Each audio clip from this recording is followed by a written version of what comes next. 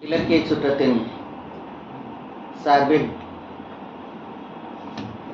ஆண்டுதோறும்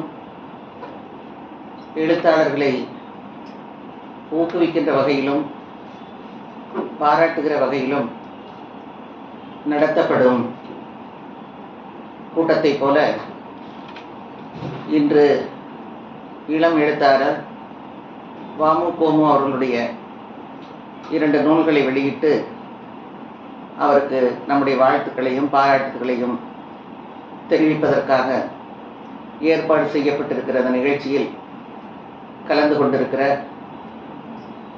பல்வேறு பகுதியிலிருந்து வருகை தந்திருக்கின்ற எழுத்தாளர்கள், வெளியீட்டாளர்கள் மற்றும் இலக்கிய சுற்றத்தினுடைய ஏனைய அங்கத்தினர்கள், வருகை தந்திருக்கின்ற சகோதரிகள் அத்தனை பேருக்கும் முதற்கன நன்றியை தெரிவித்துக் கொள்ள விரும்புகிறேன். எழுதுவது என்பது எல்லோராலும் முடியாது. உதாரணத்துக்கு என்னையே எடுத்துக்கலாம். பல வருடங்களாக என்னுடைய அரசியல் அனுபவங்களை எழுதுங்கள் என்று என் மீது அக்கறையும் அன்பும் கொண்ட பலர் சொல்லிக்கொண்டே இருக்கிறார்கள். இன்னும் அதற்கான முயற்சியை நான் மேற்கொள்ளவில்லை. படிப்பது எவ்வளவு வேண்டுமானாலும் படித்து விடுவேன். இரவு முழுக்க கூட என்னால் படிக்க முடியும். ஆனால் எழுதுவது என்பது எனக்கு இன்னும் அந்த கலை கைவரவில்லை. அப்படி பார்க்கின்ற பொழுது வாமுகோவினுடைய நூல்களை இப்போதான் சொன்ன அவர்கிட்ட, உன்னுடைய புத்தகத்தை படிக்கிறதுக்கு எனக்கு 1 வாரம் ஆச்சுப்பா அப்படின்னு. இல்லையே, மற்றவங்களாம் புத்தகத்தை கையில் எடுத்தா 1 நிமிஷத்தில் படித்து முடிச்சிடுறாங்க, நீங்கள் என்ன இப்படி சொல்கிறீங்கன்னு கேட்டார். நான் சொன்னேன், அது அவ்வளவு அடர்த்தியாக இருக்குது, அதை டைஜஸ்ட் பண்ணிக்கிறதுக்கு எனக்கு டைம் வேண்டி இருக்குது.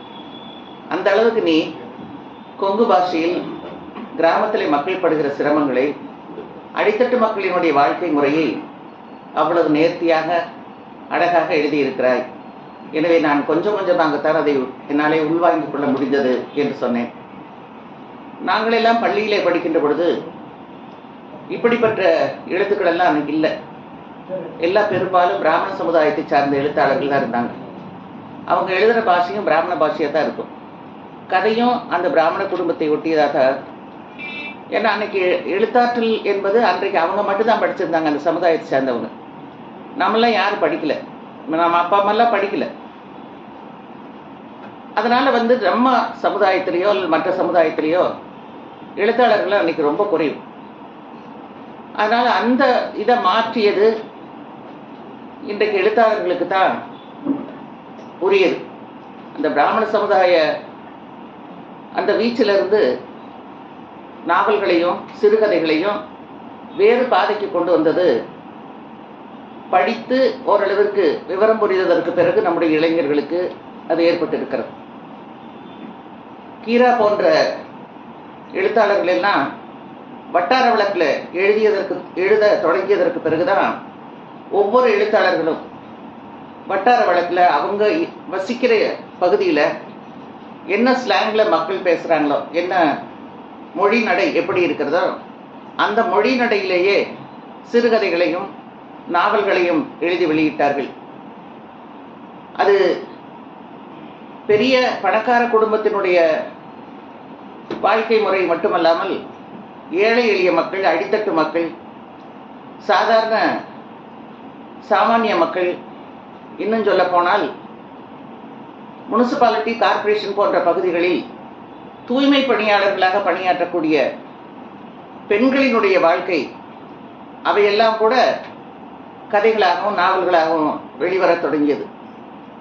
அதற்கு பிறகுதான் எந்தெந்த மக்கள் மத்தியில் எப்படிப்பட்ட பிரச்சனைகள் இருக்கின்றது, அவர்களுடைய வாழ்க்கை முறை எப்படி இருக்கிறது, அன்றாட வாழ்க்கைக்காக அவர்கள் எவ்வளவு போராட வேண்டி இருக்கிறது என்பதையெல்லாம் நாம் புரிந்து கொள்ளக்கூடிய ஒரு சூழல் ஏற்பட்டது.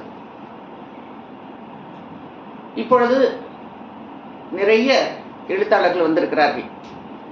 நான் இந்த கெடாவெட்டு இந்த நாவலை படிப்பதற்கு முன்பாகவே அந்திமழை சிறுகதை போட்டியில் வாமுகோம் அவர்களுக்கு 2வது பரிசு, ஆடு மேய்க்க ஆள் வேண்டும் என்று ஒரு கதை எழுதியிருந்தார். அந்த கதைக்கு 2ஆம் பரிசு கிடைத்தது. அது நான் அந்திமழை தொடர்ந்து நான் படித்து கொண்டிருந்ததால் அந்த கதையும் அன்றைக்கு நான் படிப்பதற்கான வாய்ப்பு இருந்தது.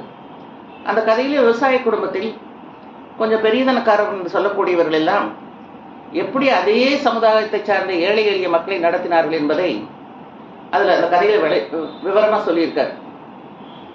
அப்போ வந்தோடனே கூட கேட்டேன், எப்போ இவ்வளவு பெரிய வரலாறை எழுதிட்டு நீ கடைசியில் சோகத்தில் முடிச்சுட்டே எனக்கு வருத்தமாக இருக்குது அப்படின்னு.